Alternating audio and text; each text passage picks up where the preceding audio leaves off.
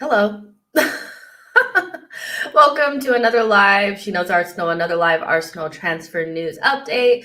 Make sure you guys are smashing the likes. Gooner is actually here, so I'm going to add him in now. Hello. How you doing? How you doing? I'm good. How are you? Yeah, not too bad, not too bad. I'm sure we're gonna get into it because I'm sure Arsenal related stuff's not great, but yeah, we're gonna get into it anyway. Oh my gosh, I didn't know. We won our first two games. Why is it not great? Marino announced, why is it not great? Why is it not great? Where I don't know. I don't know. Well, anyway, I'm sure we'll get into it. But anyway, how you doing anyway? I'm actually fine. Like, I have nothing to really super complain about just yet. I'm trying to hold my frustration until the window actually closes, although I know my club. So I am not expecting anything major. But yeah, like, I wanted to, I think the last time that we spoke, we did like a sell, keep, loan with you. Yes. And it was funny because at the time, I remember not putting Martinelli in the unsellable. It was like, I'm not trying to sell him, but he's not in the unsellable group. And then equally, if a good bid came in, I had Jesus there. And I remember that there was feelings and uproar and all that kind of stuff. And I'm just like, was I wrong?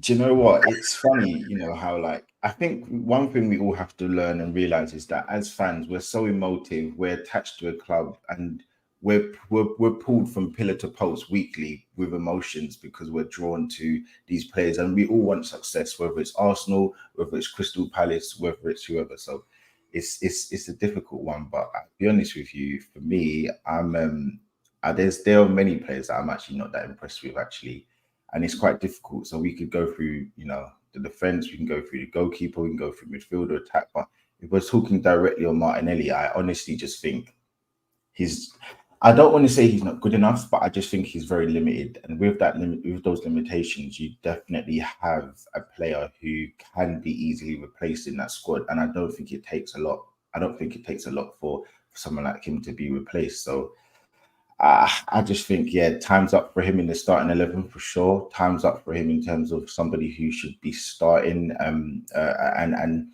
if we do get adequate replacements, time's up for him in the squad. And that's just the way that it goes. Sometimes players, we move past players in the squad, and I think it's probably his time. So it's interesting. It's interesting for sure.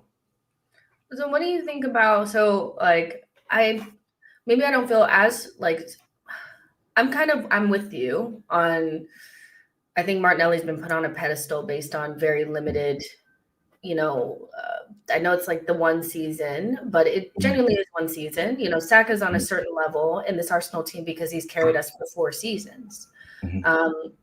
Genuinely, if we don't have Saka, we're not doing anything, and I don't necessarily feel the same about Martinelli. And I've always felt like his game is quite limited. And if the speed is not there and the space is not there, then the goals aren't there for him. And the way that we are now, we don't play against very many high lines. We're very other teams are very much like they're very happy to kind of sit in the box and try to get us to unpick the lock. And I'm not sure that that's his game. So I think it's funny with the Martinelli thing as well, because we can talk about, the different styles of teams that we come up against and low blocks. But for me, even forget that for a second, because we have to look at his actual play. He can't cross, he can't pick his man out. That's got nothing to do with deeper lines. He literally always dribbles with his head down. That's got nothing to do with playing against certain kinds of different opposition. For me, I look at him and I just see somebody who partially has regressed, obviously due to injuries, but partially maybe because we have to be honest and say we bought him for £8 million and he looks like an £8 million player. And he looked so good and revolutionary at the time because we were in such a crap situation that he just seemed like a breath of fresh air. So it was a combination of him playing good and working hard for the team and doing all the things that we wanted him to do, because we obviously were so poor before, and also because of the teams that we're going up against. And I think sometimes it is just simply that, like, it can just be that he's just not good enough.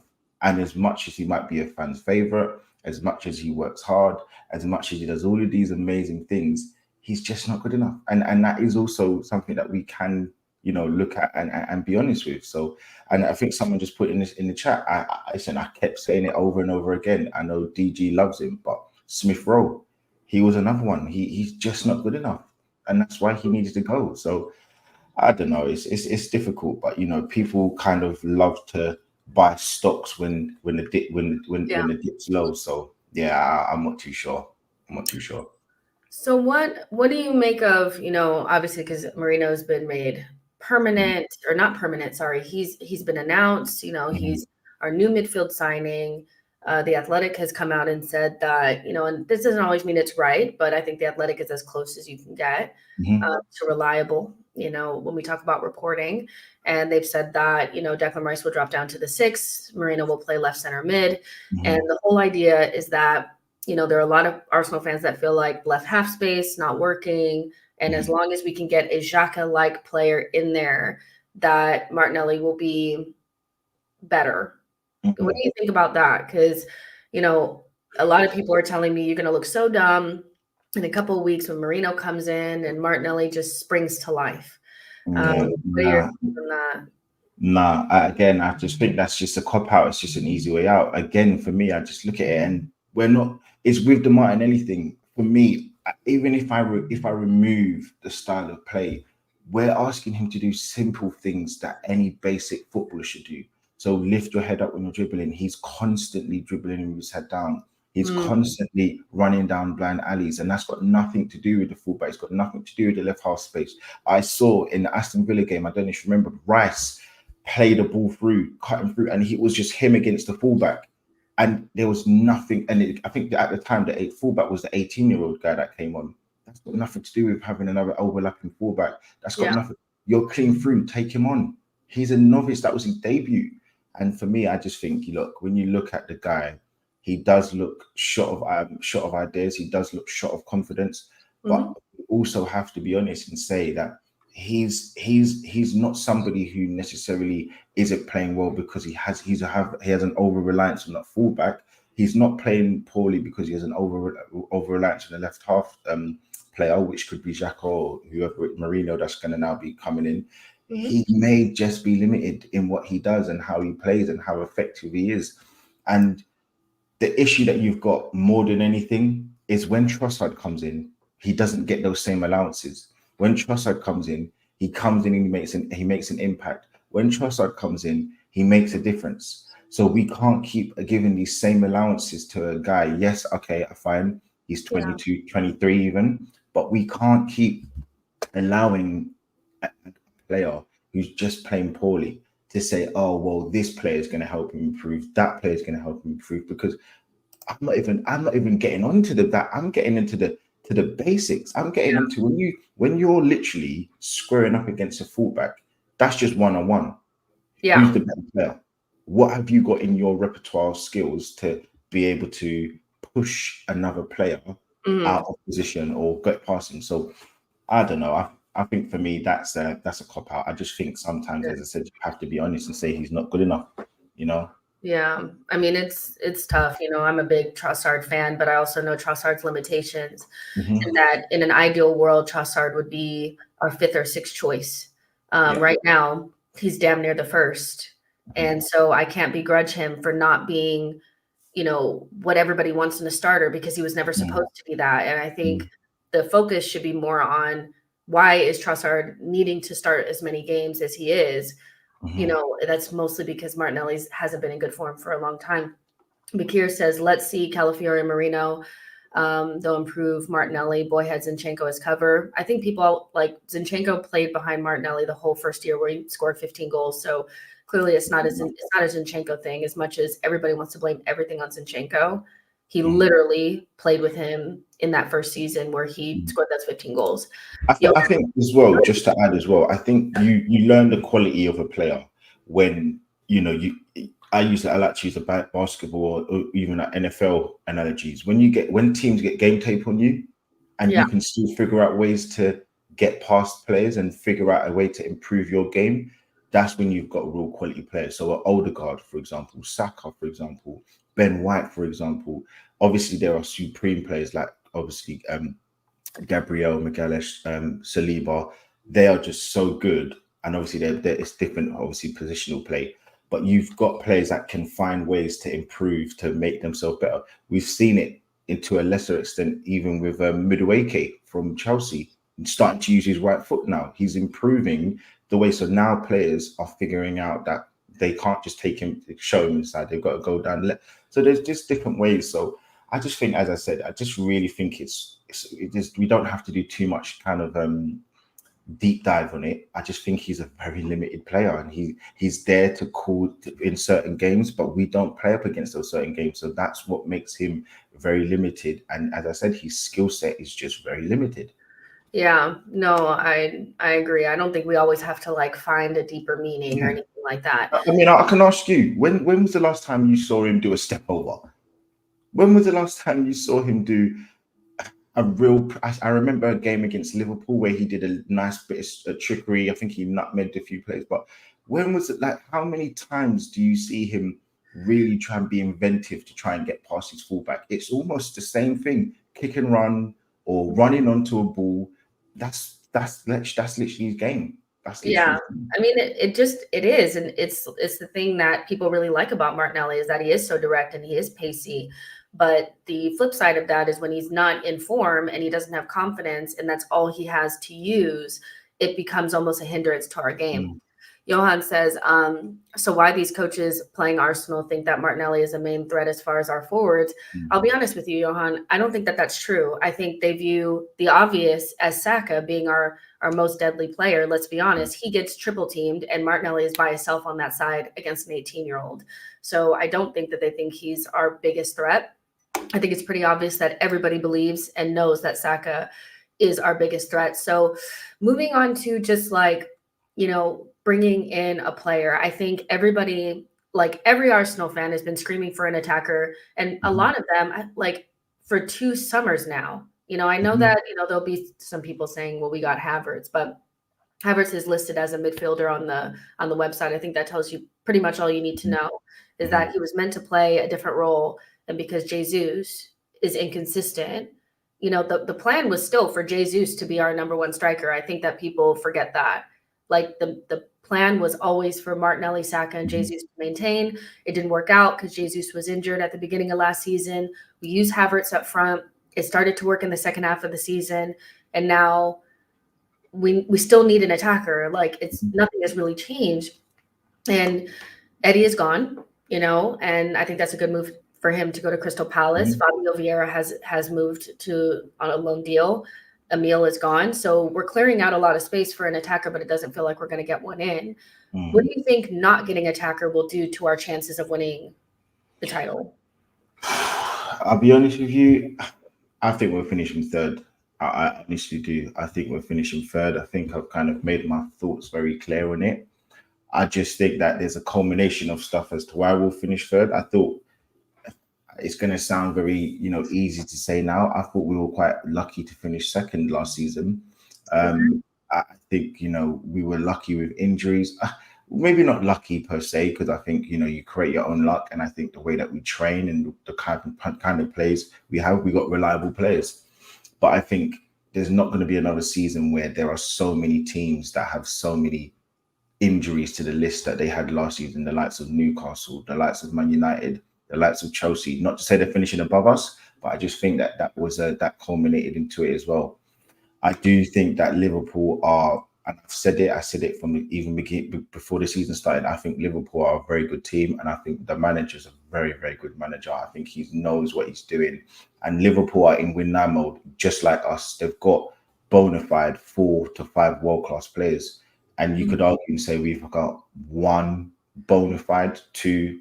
I think they've got players that know what to do. They've been there and done that. And I think bringing it back to Arsenal, I genuinely just don't think that we've got enough. I think the defense, there's so much I could kind of go into. I think the fact that people were happy that Moreno signed, I think it's pathetic that we waited 4 or 5 days into the end of the windows kind of finished, and we've been tracking this guy for 5 weeks. The World Cup, the Euros finished what 4 weeks ago, 5 weeks ago, and that's when we were apparently linked with him, and we still only just got him in. I thought we should have had him in from the first game because you want to get the guy acclimatized, and I think when people like to say, oh, we've got him in, but the guy's he's a human. He's got to figure out how to get his own house now. He signed a 4-year deal plus a 1-year extension, possibly. There are so many other moving parts to a player signing. Get them in early. Be proactive. We're in a position where we should be, ready to go. And if you want to go for a big name that you can't get, then you can go for him at the end of the season or at the end of the transfer window. But for me, honestly, I think it's been an outright disgrace, the transfer window that we've had. I think looking at the quotes from the last day of the season where Arteta said, we're not comfortable with where we are and, we want to do better. Looking at the sort of post-match tantrums and the news reports from when we lost against Bayern Munich in the Allianz, you look what came out about X Factor players. And we've done that, and we've spent £42 million or whatever it is on a player who I actually like in Calafiori, but it's just a wrong order.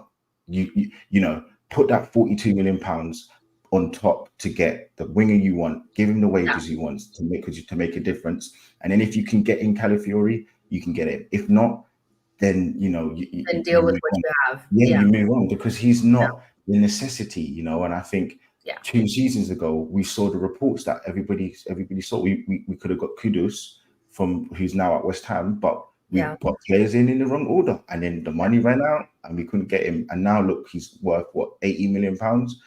So for me, look, like I'm done with the board in that regards. I'm done with even the manager. I think holding on to players too long. He's one of the players. He's one of the culprits. Hanging on to Ainsley Maitland-Niles, then we let him go for free, hanging on to certain players and not getting the money. I'm just all of it is just I'm just a bit over it now. I really feel like we're kind of going to be a good team. We can beat top teams, but I just don't think that we are going to do what we need to do. And ultimately, is to win the league. And it might sound depressing. It might sound that I'm moaning, but I'm at the point where I want to win the league. I don't want to just win the FA Cup. My experience for Arsenal is different to somebody else's experience. I've been lucky enough to see Arsenal win FA Cups and Premier Leagues in the same season. I've been lucky enough to see Arsenal live win an FA Cup against Aston Villa. So I'm not really fussed if we win another FA Cup as much as I love it. Those cups are added onto the major cups for a season. So I'm not really kind of bothered about winning those little, the Carabao Cup or the FA Cup. So that's just where I am with it. I just think we're not gonna get to where our ultimate destination is, and then there's gonna be real questions to be asked of certain people. Yeah, I mean, I get your view of things. I think, I do care about domestic cups probably a little bit more because I feel like the likelihood of us I spoke about this yesterday, even if we had gotten our top tier targets, for me, it's not a guarantee that we're going to win the league because City are I just don't know what we could have done in this window that would have made us better than them. And I feel like they still have Pep. They would still have Haaland. They still have KDB. They just have players that I don't even feel like on the market. There's nobody close to them. So it's kind of like, okay, we definitely should still be improving the team. But if we cannot beat them to a title, I need us winning cups. I'm sorry. I need us winning something. So to me, it's not an either or. I feel like we should be collecting something every season. And that's why, I think a lot of Liverpool fans are maybe disappointed in Klopp's era because he only won one Premier League, but he also only won one or two domestic cups. In a couple of years, we'll look back on his time in the Premier League and it'll be like, it's kind of whatever, Can I ask you a question though on that? No, go ahead. With the money he spent, let's just say, give or take, he spent 680 million pounds in the 5 seasons that he's been here, right? Yeah. And the longevity that he's been here, including the fact that now Klopp's gone, and it's pretty much his main adversary is Pep. Yeah. If he wins an FA Cup, is that enough for you for him to stay? Because for me, I look at it and I don't think that's enough. I think with with all of those kind of things added into the mix, I don't think that's enough for him to stay. But I don't. It's Maybe, not, what do you think? for me, it's not necessarily just about like Arteta staying. It's about what the club requires. I feel like the club requires us to always be winning something. Like not winning the league against Pep City doesn't sound that bad, but it sounds bad when you haven't won a trophy or even been close to one in 4 years. That's my point about that. In terms of, Arteta staying if he only wins an FA Cup or only wins a domestic cup, I feel like that's maybe a conversation for another day. I feel like we have to win a trophy. And I'm not sure there's a lot of let's if you okay, fine, you said that, but let's give it the real context. Okay, 2 seasons ago, we were top for 293 days, I think it was. No, I understand that, yeah. And okay, fine, let's give the team and him a bye because we didn't have enough players. Saliba was a massive injury. We weren't expected to do that, but fine, okay, that's an excuse or a reason. Fine. Last season, we didn't really have an excuse. We were ready to win the league. We didn't really have any excuses to not win it. And if you want to just go down to the real crux of the situation, in my opinion, I think we lost the league in that Aston Villa home game. And if you go down even deeper, Aston Villa had played on a Thursday, we had played on the Wednesday, we had played on a Tuesday, and he put Havertz in midfield. So that was more of an egotistical thing for me, rather than him really making the right decision for the team. So I just don't think that we can say that, not winning it against Man City because they're Man City is fair, because we've had two very, very good opportunities. But what I will also add in, 2 seasons ago, Man City went into meltdown in January because Cancelo came out and then he left off. He went to Barcelona or wherever it was. So I just look at it and I really think as many excuses, because I love Arteta. I want him to win. I want him to be the guy to lead us to the promised land. I hate the fact that people get onto him because he's got hair. I hate the fact that people get onto him because he tries innovative things, that we've got a dog called Win, that the fact that he played the speakers, the Liverpool sound system and all that stuff at the ground. I hate all of that stuff because for me, I just think he's trying something different, and I haven't got an issue with that, but we need to win big trophies, because the little trophies, which are the FA Cup and the Carabao Cup, for me, I just don't think it's enough to save his job. And obviously, again, your experience of Arsenal is going to be different to mine. And of course, that's everybody's got a different journey when supporting clubs and stuff. But I just don't think it's enough when you add in all of the context, rather than just saying, it's Man City and they're cheaters. Well, these cheaters, we were top 290 days. That's not really what I was saying. I'm not saying it's Man City and they're cheaters. I'm just saying that. No. I was just saying, yeah. I'm saying that the team that was closest to them ever was Liverpool. And I still just feel like they only won it once. I feel like in all of Pep's years, only 3 managers have ever beat him to a league title. Like, it's really, really difficult. And that's why I have to apply some context to it. And I don't like the way that it's gone. I think my biggest concern is not so much Arteta on the pitch and like choosing Kai Havertz as a midfielder. It's about our inability to be ready to make big signings when it matters. I think that's kind of where I am with it. And I feel like that's not just Arteta. I feel like that's Edu.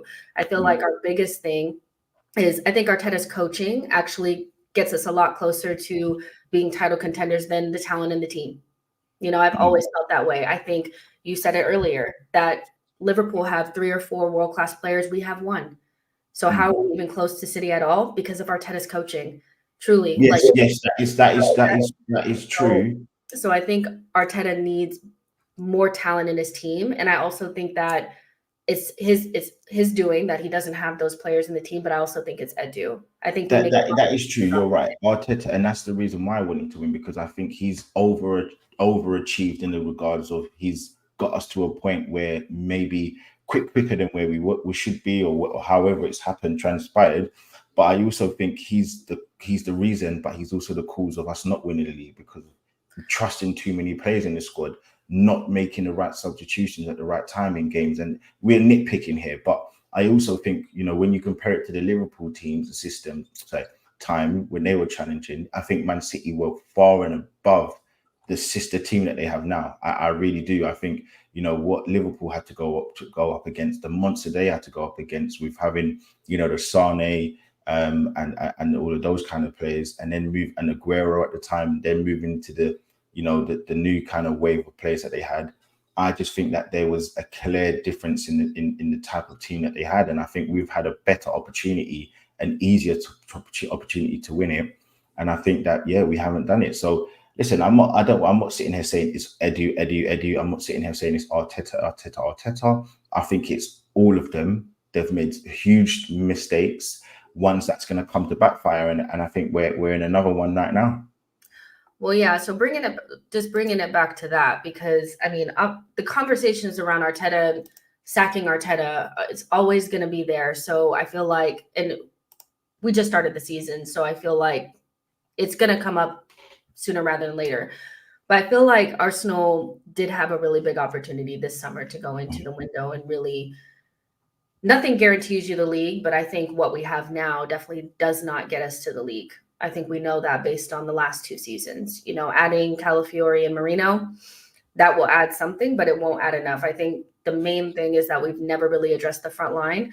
We're being lightly linked to players like Coleman, lightly linked to players like Lookman. But at the beginning of the window, they were talking about Isaks and players like that. Why do you feel as though we've went from talking marquee signings, even like being in Sesko, to just going into, the Lookmans and these kind of guys? Well, I mean, we can go further back, or add more players to the list. We were linked to Eze. I was told 100% we're in for Eze. You can think about Neto, who, what was it, last January, we were also linked to him, and we, apparently we went to put a bid in, we got rejected. We was going to come back in the summer for him, we didn't. So I think there are so many players that we've been had on the radar, and then we just, for whatever reason, don't go back in for them. Obviously, we can also think about the likes of Tony, who, okay, fine, maybe there's issues with his personality, but that's another one. Gooner, I think apparently we've been tracking him for a while, so it's not just them. But I don't know if it's a personality thing. I don't know if it's a thing where they've just changed their mind because of the style of play that we want to implement for the season. But I think the one that we should have gone for, which was the easiest one, the most sensible one, the one that made all the sense in the world, was Neto. I think Neto was right there. It wasn't even a thing where he went at the start of the summer, so as club just jumped on him quick. It was after the Euros, and Tottenham were kind of linked with him. We were linked with him, apparently. Then Chelsea just come out of nowhere. So I think that's a massive issue. And if he's put all these chips and eggs in one basket for Williams, and obviously we don't get him, there's going to be a problem, because that is absolute lunacy, because we've seen the guy clearly has had issues about wanting to leave.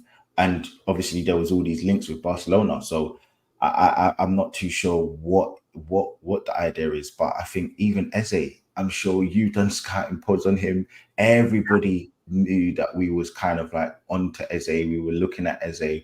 Where's that gone? Why has that just gone quiet? It's an easy deal, 60 million plus 8 million on add-ons.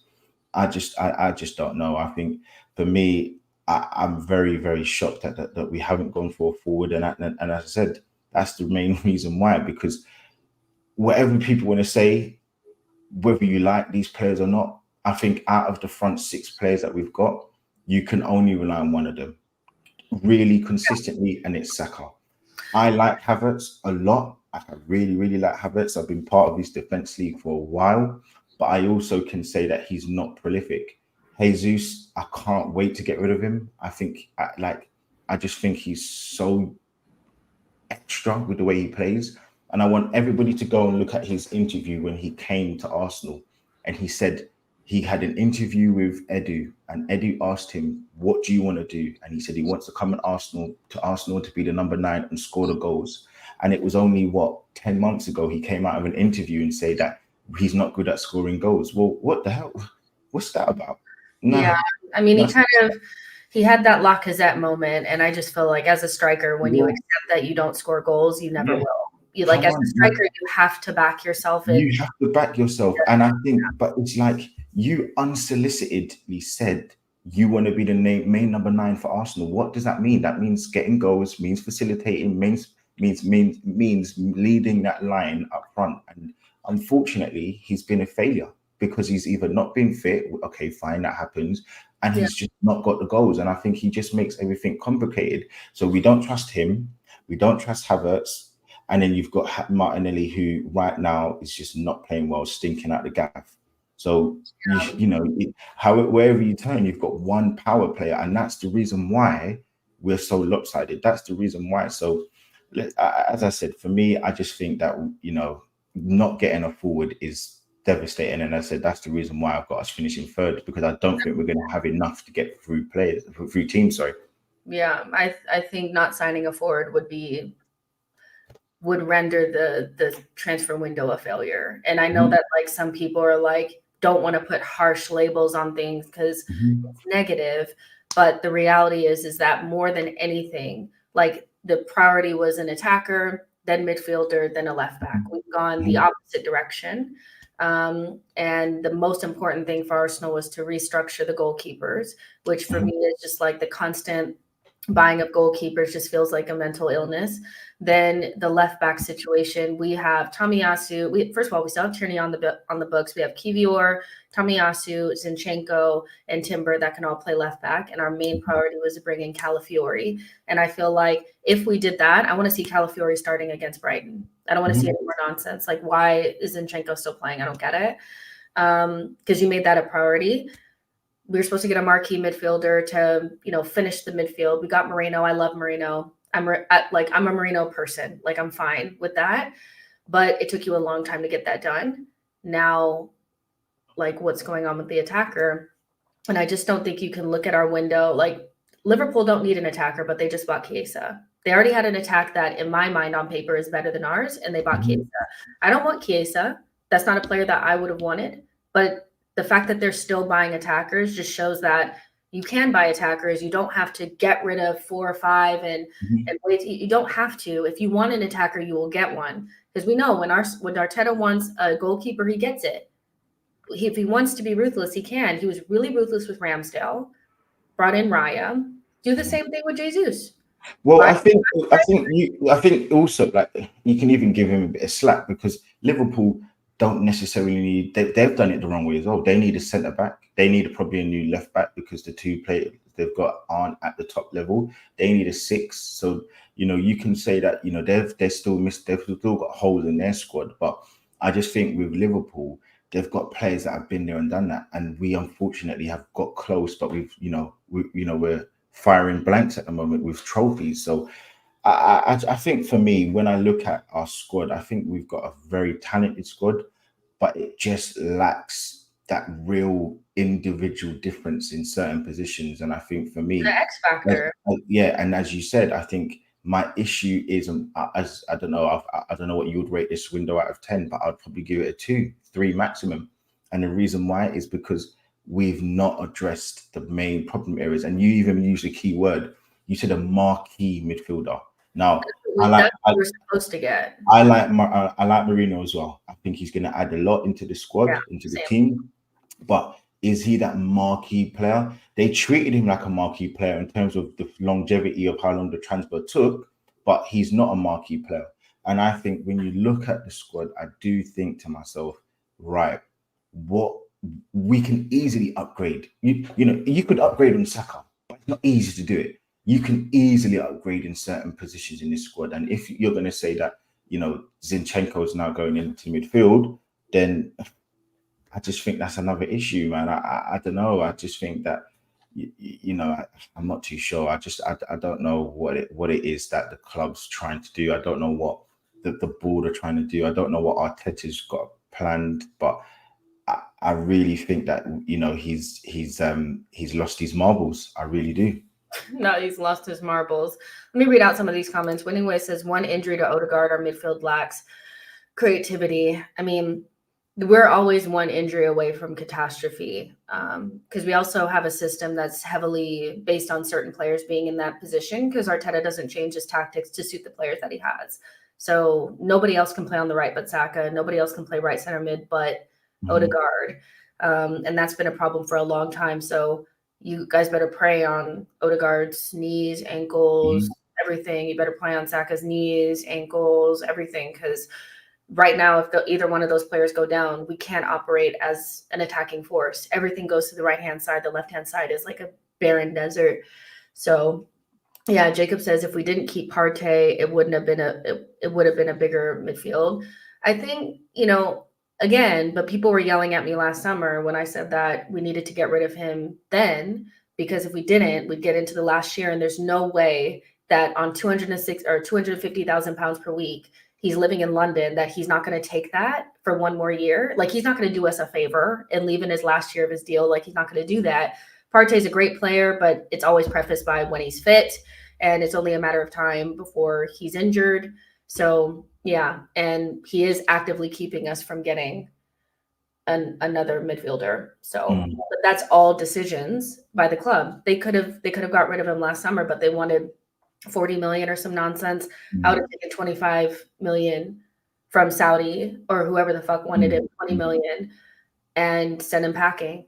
Like, I just feel like I'm not against Partey staying, by the way. I'm not somebody who thinks he's totally done. I think he's serviceable. I think he can make a difference in the squad. I really do. I think him and Jorginho, Declan Rice, in that position is fine. I don't have a problem with that. My issue with Partey is he needs 5 or 6 games to get up and running before he's in full Partey mode. So I do think he will get a lot better. I thought he was much better against Aston Villa. I think people made a lot of the Rodgers 2 incidents where he kind of barged him to the floor. Listen, the guy is a steam train, and I think he's a very, very good player. And I think Partey is also a very good player. But I don't think Partey's completely done. I think he can definitely help us win a league. That's the kind of depth you want. You want 3 6s in those players that can kind of do jobs and come in and play against certain teams. Jorginho will have his time to play in games. Partey, we know what he can do when he's up and running, and Declan Rice, we don't need to speak about him. So that's not the problem. I think the problem is as we spoke about, the likes of Odegaard, no backup for him.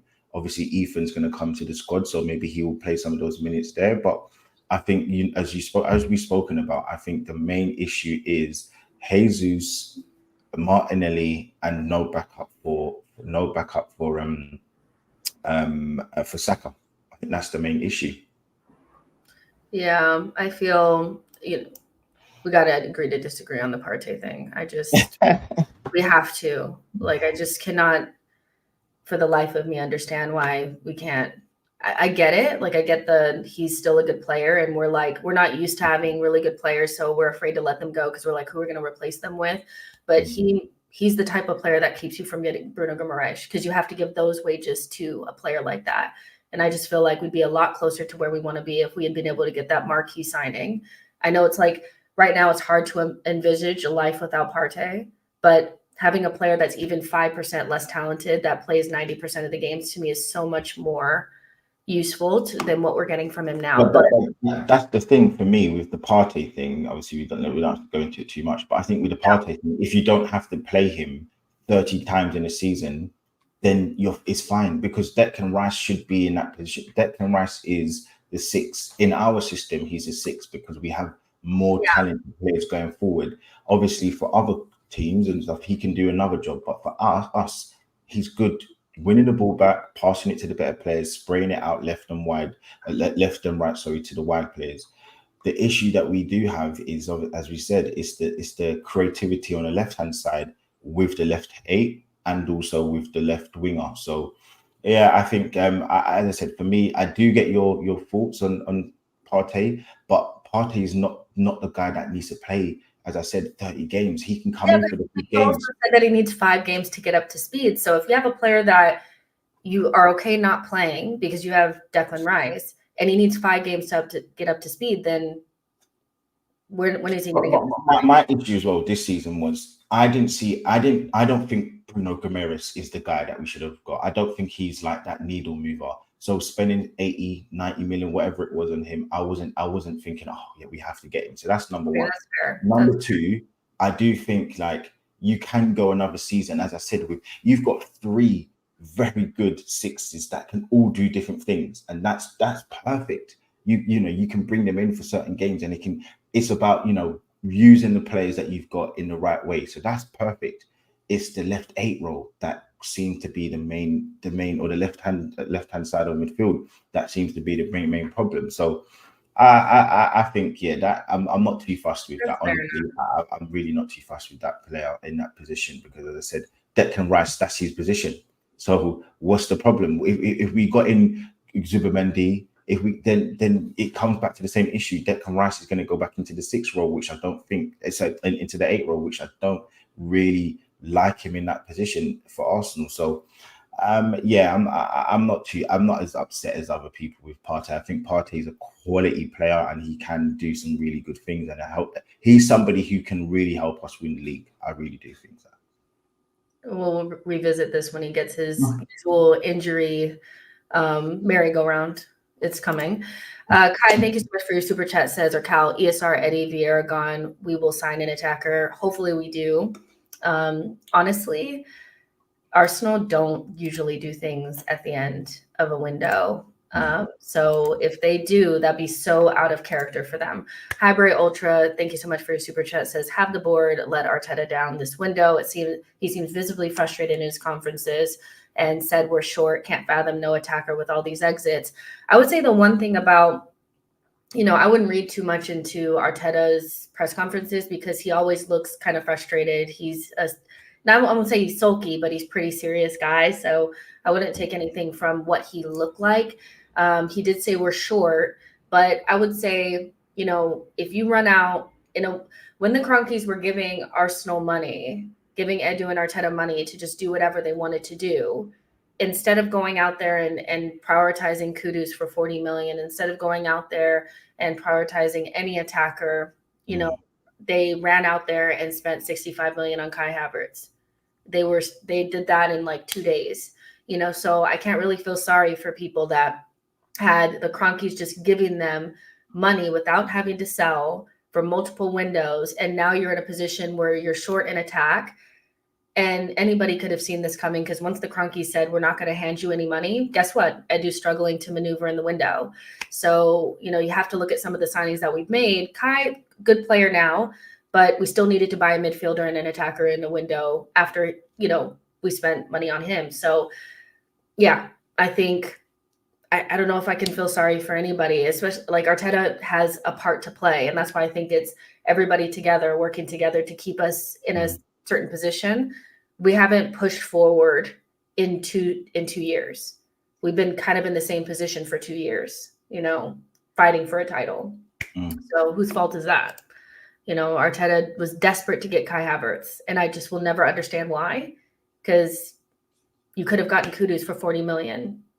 To me, that would have solved at least one of the problems that we have. Kai solved neither. Like, that's just kind of how I feel about it. I don't know what to tell. I can't feel sorry for Arteta. Anybody, really. Steve says, who's available on the market that Arsenal can afford that's better than Saka in his position? I don't know if Lee meant Saka's easily upgradable. Is that what, did you say that? No, so I was saying I said Martinelli's easily. Yeah, I think that's what you meant.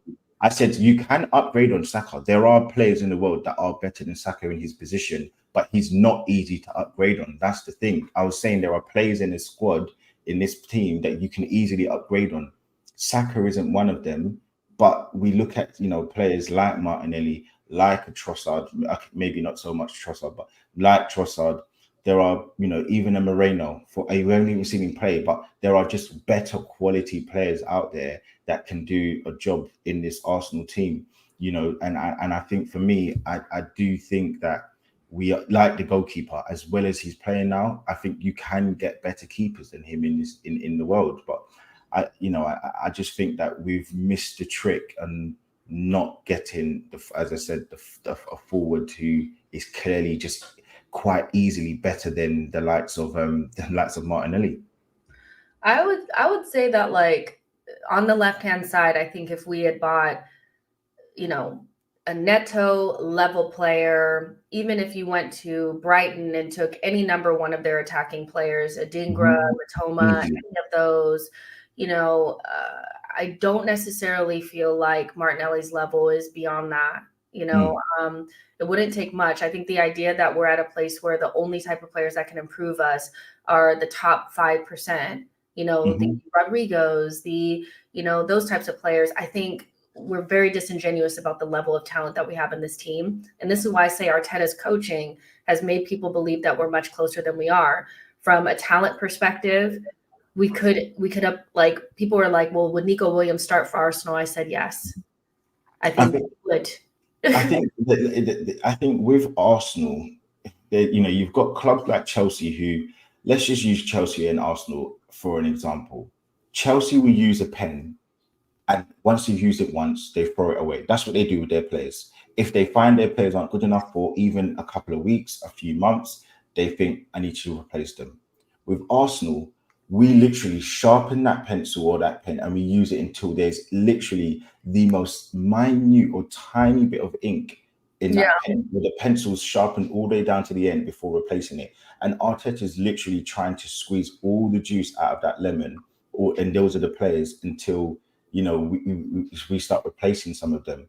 And I think what we need to do is find a balance where you can get to 60%, 55%, 70%, not 100%, and squeeze every last thing, because you've got players like Ben White, you've got players like the centre backs, Odegaard, who have played astronomical minutes, and they're going to be finished by the time they're 28, 29. So I don't obviously want us to be so rash and replace players after 6 months or a year. That is nonsense. That is absolute nonsense. But I also want us to be a little bit more understanding that these players, to get the best out of them and to have the longevity, you need to have a squad. It's a squad game of quality players, and what we don't have is we don't have that depth of quality, especially in, as I said, currently in the attacking positions for sure.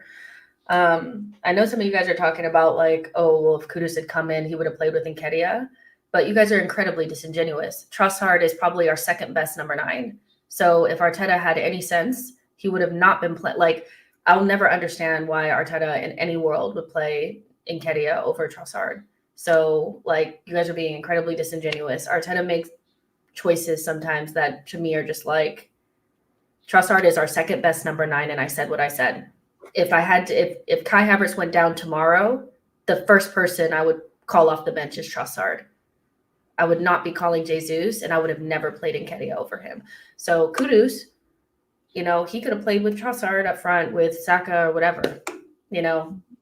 Like, you guys will never gaslight me about Kudus. I'm literally watching him play for West Ham, and I'm like, X Factor, there it is. Like, you could never gaslight me, ever, ever, ever, ever. No way. But yeah, I think I saw another super chat from Diallo. I don't think he meant Saka. I think he meant Martinelli. Yeah, so for your super chat, but I think he's already said that our most certified player in the front line is Saka, and he's our best one. And probably you said we had one world-class player. Were you talking about Saka or are you talking about Saliba? I was talking about Saliba. Okay. And a lot of people feel like it's Saka. So we know where Saka, lies or whatever. So yeah. I guess, like, just for the last, because we haven't really gone over it. We kind of went like off on a tangent. But we have like Reece Nelson potentially going to Fulham. That could potentially happen. I'm sure you're down with that. I mean, we need to move Nelson on for a while. If we were to move on Nelson, I mean, not like I think it matters, because even if we didn't bring anybody in, I'd still want to move him on. He's not going to play like this, so who cares? Yeah.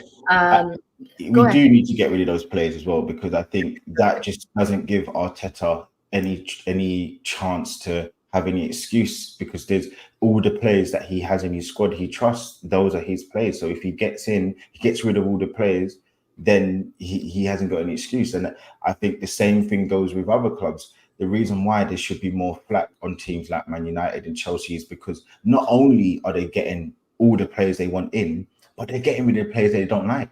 Chelsea have got rid of all the players that they don't want So they should be getting top 4, top 3, second, first, whatever, because they're spending so much, but they also getting rid of the dross that they don't want. And Arsenal, we've got rid of Issa. The manager didn't trust him. We've got rid of, well, obviously, Tierney's not going to obviously make the squad or whatever it is because he doesn't trust him. He's kept the players he wants and he's got rid of the players he doesn't want. So Eddie Nketiah, he didn't trust him. Get rid of him. That's fine. And the last one seems to be Reece Nelson. He's in the squad, but he doesn't play him. He never trusts him in big moments. So let's just get rid of him. That doesn't give the manager an excuse. And that says to the squad, we've got 15, 16, 19 quality players. And that's just it. Yeah. Yeah, for sure. Salah Udine says Arsenal to finish third. Come on, guys. That prediction is just low. Even without signing an extra forward, that is not happening. We have the depth. It's the beginning of the season. Even Rice is not 100%. I would say the thing is I feel like the attack gets carried so much by the defense. Our defense has the type of depth and quality that's required to win the league. They are our bread and butter. Without our defense, we are nothing. They saved us last season, if we're honest. Like, without them, we would have been up shit creek. But just because our defense is the best in the league, I believe it is, doesn't mean our attack is anywhere near it. In fact, I would say that our attack is probably third or fourth best in the league right now on paper. So, the defense is like, it's really carrying us along. If we're really honest, like, I think, well, just to add to it, I think Salah, I think people always think that seasons are linear. So because we finished second 2 seasons in a row, that it's automatically we're going to finish second or first.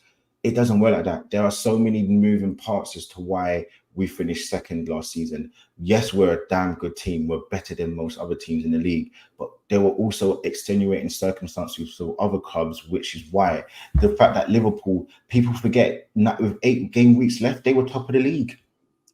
They were top of the league. So why do people think it's crazy that Liverpool can finish behind us, say in front of us, when they had some real big injuries? Why is it crazy to think that we will finish behind Man City when for a month and a half, De Bruyne and Haaland were out at the same time? It's not crazy to think that we can finish third. I really don't think that Arsenal are this absolutely supreme team that no one's gonna we're gonna have problems beating every team. Like, I just don't think so. And I just think that we are eventually gonna have a poor season in regards to finishing second or first. I don't think we are, and that doesn't mean that I'm saying he needs to go, but I think we'll have a conversation about that. But yeah, like I just think that that's the case. And just going back to Diallo, I know you sent the super chat in about Saka. Yeah, I did say that you can improve on players like Saka because you can get you can get Mo Salah. He can improve. But what I'm trying to say, it's so limited. It's hard to improve on somebody like him, but it's easy to improve on players like Martinelli. That's what you're not getting. I don't think he gets what I'm trying to say. Yeah, I think, anytime, like when we get to the end of a window or we're going through a bad patch, when anybody says things that aren't innately positive or, are critical, people always go back to, but we did this, but we did that, and we did this. I think, you guys, honestly, in the grand scheme, like, we wouldn't be so desperate to beat Villa the way that we are if we had already won trophies and the conversations around Emery and Arteta had ceased. The reason why none of these conversations ever end, and you have people that are constantly bringing up and being very critical of Arsenal, is because we haven't won anything. So it's really difficult, I think, to keep down the criticism or the anxiety around a window when we haven't won a major trophy in a very, very long time. So I think that context is always missed.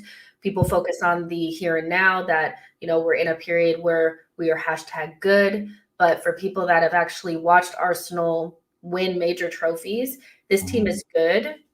But my personal opinion is this team needs a lot more to be anywhere like close enough in those conversations of our best ever teams, or we're far away from that, So, and I think people just want to see us get back to that. So I wouldn't take it as Arsenal fans just feed off of negativity or anything like that. We are three days away from the window closing. We haven't improved our front line. Other teams are getting better. There's very fine margins. We've always said it. So, I do think that you have to keep everything in mind. Not everything is just negativity for negativity's sake. We want to win trophies. Lee is like a real fan. I've seen him at the Emirates before. Like he goes to games. Like he's not just some guy in a chair yelling at the screen. Like he just wants to see us win trophies. And I think like that's where it comes from. Yeah. And I think that is an important fact. Like I don't want to sit here and moan about things that, I saw someone in the comment section say that I'm harboring Wenger's mess onto Arteta kind of thing. And I'm like, hold on a second. Like I give the manager Arteta all the praise and all the props in the world. I think, as I said, I think he's a great manager. I think he's a great, I want him to win, but ultimately I can also see the faults in him, and I can also say if he doesn't get us over the line, then there's going to be conversations about him leaving, because as amazing as he's been, he's also been problematic in certain things that he's done. Is it all him? No, I've not given him all the stick, but I do think he's made some big mistakes, and as I said, I just want the guy to win. I want Arsenal to win, and I want Arsenal to win the big trophies, because we've got all the metrics that are in Arsenal's favor, whether it's the defense, scoring the most goals, had the most possession, the style of play, changing it 2 to 3 seasons in a row. But we need to get the big trophies now, and nobody's saying that I'm the best fan, the biggest fan, the most important fan, but I'm just sharing my concerns and my worries for the season, because I don't want us to ultimately give more excuses to a guy that's been here and done well, but not done well enough ultimately. Yeah, for sure. I agree with that 110%. Yeah. And I just, if you don't like negativity and you hate that, I would stay off of YouTube and Twitter in the next 24 to 48, 72 hours, because I'm telling you guys, if we don't sign this attacker, and I can't even begrudge anybody for being upset for it. You guys know we need an attacker. We've all discussed this. We know we need one. Don't talk to me about 91 goals. We were drawing blanks left and right last season. Couldn't score goals. So, yeah. But I think, we still have a ways to go in terms of like getting people out. Hopefully we do. I'm thinking Ramsdale is definitely going to go. Thinking, maybe Reece Nelson goes. So we'll see. And it's so important to get those players out, and hopefully 1 more or 2 more incoming. So yeah. Where can everybody find you so they can get more negative chat? Listen, man.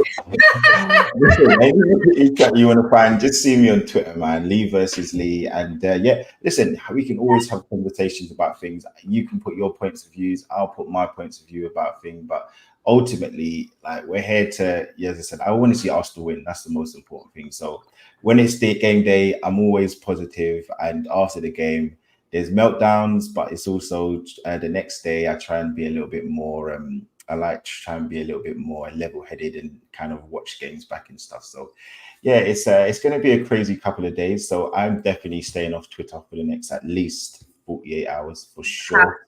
I'm definitely not, because there's a whole load.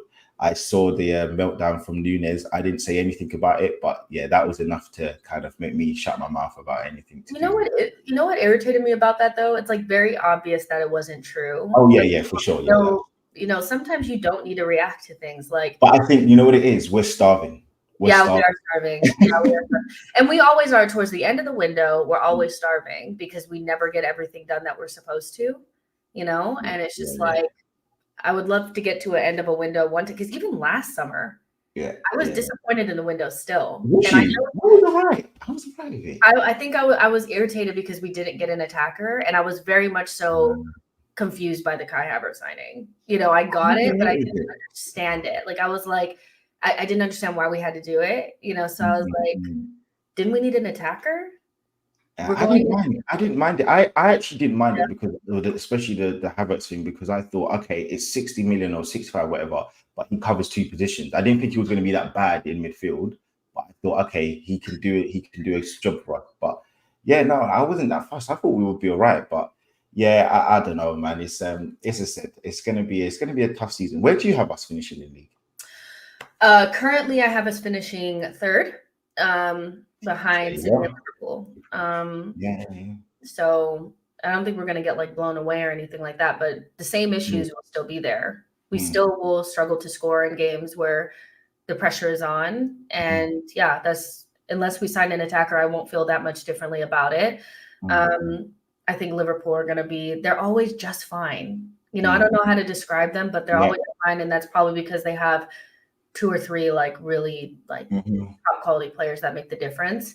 And saying we're finishing third is not like I'm saying that we're going to be in a top 4 scrap. I just feel like we haven't done enough to be better than the other teams. And I know Liverpool haven't made signings, but they just seem to figure out a way to, you know what, because they bought their marquee signings. Like they did what they needed to do when they had the opportunity to. They bought Van Dijk, they bought Alisson, you know, they have Salah. So they have that. We have to be perfect. They don't. Liverpool are just a strange club because they don't ever really have amazing names, but they always seem to get the best out of those players. So I think the player that typifies them the most is someone like McAllister or Harvey Elliott. They aren't world-renowned names, but they just work for the system. They work for the club, and they find ways to win games. And that's just what I think with Liverpool. I think they'll be able to find another way to finish quite high up in the league, and that's above us. So yeah, it's gonna, as I said, I want us to finish above them for sure. But I need us to. I would love for everybody to say, Jessica, you were wrong, blah blah blah. But at this current moment, I'm seeing third. I'm seeing third, and you know, it is what it is. But yeah, make sure you guys smash the likes and all that kind of stuff. There is 200 of you guys watching on YouTube, and the rest of you freeloaders are on Twitter. Make sure you guys come over to YouTube every once in a while so I can actually get paid for you guys watching. But yeah, like and subscribe and all that kind of stuff. And like I said, Cannon Club episode will come out either later on today or early tomorrow. And then we'll see about Diluted. You know, it's so hard to get in contact with him. I'm sure when you text him, it goes through like that. When I text him, it's like he can't be asked. Well, every so often he will reply to me straight away, and then the other time I don't know what he's doing. Okay, so it's not just me. You know, it's not just me. I was like, he never answers. Like, this is insane. We'll see about episode with Diluted, and then we'll just go into the weekend. And hopefully next time, you know, we speak, we're talking about more positive things. Yeah. Well, you know what? What was funny, because I was trying to think. Was it 2 times last season I did a post-match game with you, and both of them were L's. So I feel like you owe me. You owe me a win. You owe me a win. That's all I'm saying. I need to be on this show on a post-match review so I can big up the likes of Odegaard and South, because every single time I have to deep dive into, you know, all of this nonsense about a loss or draw, and then everybody's like, oh, well, I'm being negative. I want to be positive, but Jess is just giving me the negativity today. So yeah, you on 2 days before the window closes and said, "Yeah, let's do it." Yes, it's always a negativity. So I'm just saying, I need to come in here on a game after like Leicester or Southampton. That's what I'm owed. So yeah, I'm just putting it out there, people. I'm just putting it out there. Yeah, 100%. We love Lee around here. So yeah, we'll definitely have you back. Make sure you guys like and subscribe, and we'll see you guys in the next one. Bye, guys.